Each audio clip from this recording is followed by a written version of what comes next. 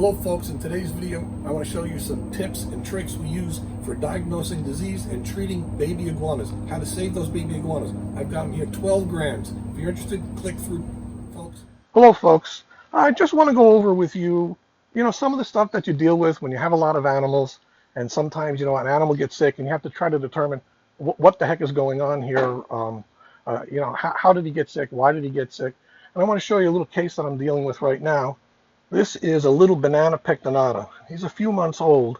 You can come in a little closer if you want, Mario. So, in inspecting the animal, we're going to do a physical inspection. We're going to see if there's any telltale signs what's going on here. And what we first noticed was this ear. I don't know if you can see it any longer, but this sympathetic membrane was actually missing, and when he moved his jaw, I could see inside his ear, and I could see that, I can see things moving in there. So, we knew we had to deal with this, and, I was thinking, that was probably the primary cause of, what's happening to him. But if you continue to look at him, you're making a diagnosis of what's going on here.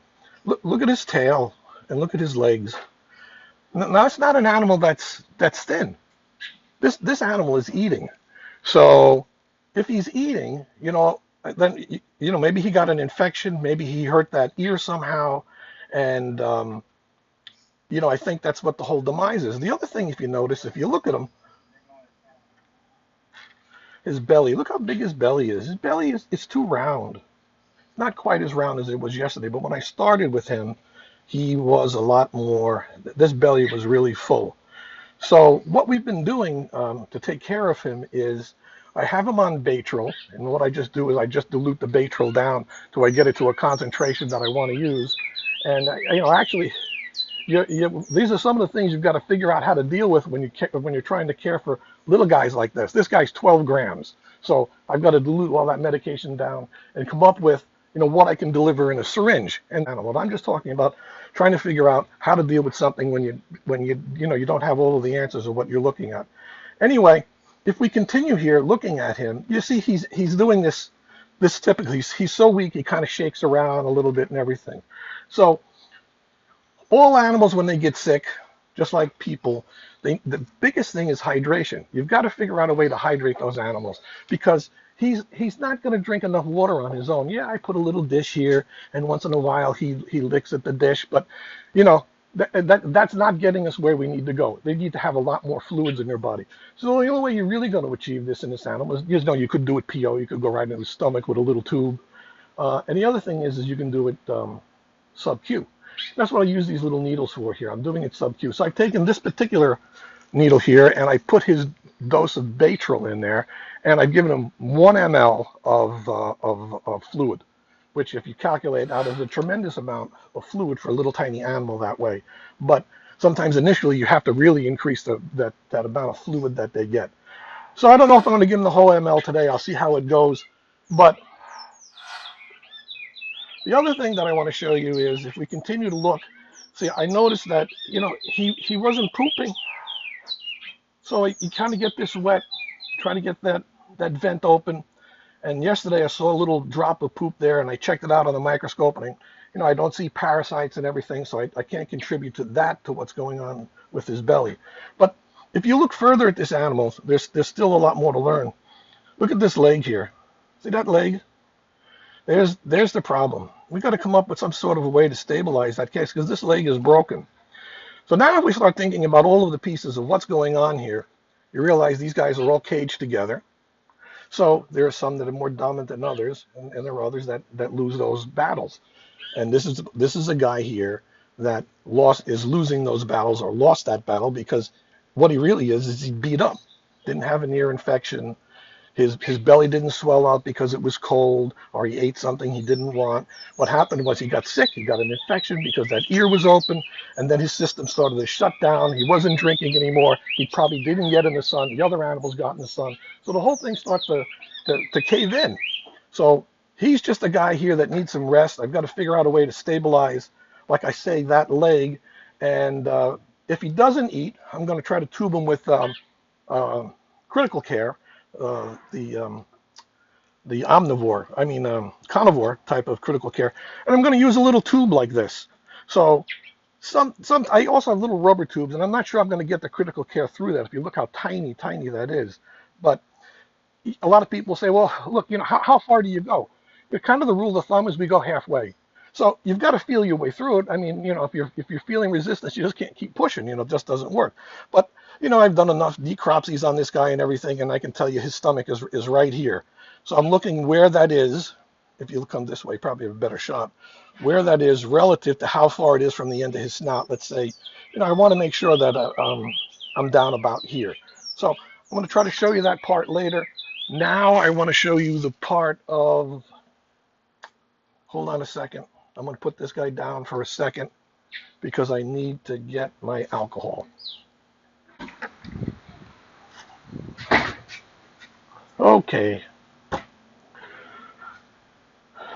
Okay, so just want to take an area here, make sure I get it as clean as I can.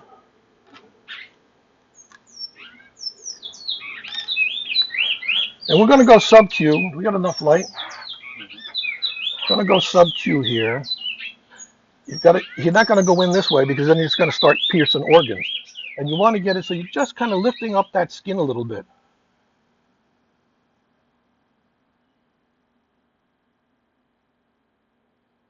Don't struggle, baby, please. And you see the bubble? You see how that bubble is forming? Okay, that's one side. And come over to the other side. And I'm about a half mil down. We'll try this side here. When they struggle like that, it makes it, all that much harder. And when your hands aren't as steady as they used to be. There we go, is our bubble here.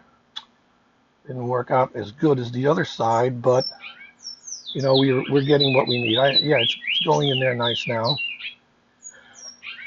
He struggles around like that because sub-Q fluids are a little bit painful. I think I've got where I want to go here, so I'm just going to stop there. So we've got him as fluids. I'm going to mix up some critical care, and I'm going to show you how we can get this guy tubed. I'm going to figure out a way to stabilize that arm.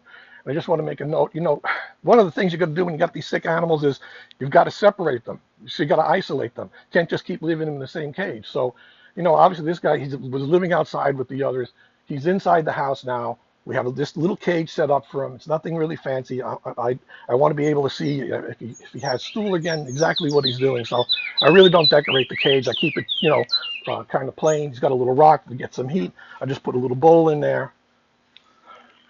He's not eating. This light isn't on, but of course that's what we do, and it is a UVB as well as heat and light. So I'm going to keep you updated on that. We did mention that the lymphatic membrane is growing back, right, Mario? Yeah. So we said that. We got him on his antibiotics. We got him on flu. We're going to put him on some get some nourishment in him, and I'll see if I can update that video. You can't save them all, but I don't want to walk away from anything. So I don't save them all, but I save some, and it's rewarding to be able to do something that you're helping the animal rather than to sit there and just watch it die. So there you go, 12 grams on a banana. You still can treat these guys. You still can save these guys. Take care, folks. Hello, folks. I just want to continue this video for you. I'm out in the yard because it's getting light. I want to finish this video for you. I'm losing the light. So we were going to discuss about how to get these guys fed. Remember, these guys are 12 grams, and I'm going to give them about a quarter ml here of that critical care. And I've just put a little bit of mineral oil on that tube. Remember, I showed you how far to go down. And then we just got to get this guy's mouth open. Sometimes it's easier with two people, but we're short-handed today, and I want to get this video done. So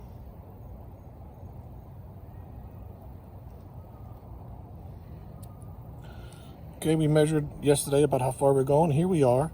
And just put that right in there, and it is that simple. And that way you can keep even these little guys, like I was explaining earlier. This guy's 12 grams, so you can keep these guys alive. You can hydrate them. I showed you that in the earlier part of the video. You can give them nourishment, use the right kind of critical care. All those things are important for saving these guys' lives. Thanks a lot, folks.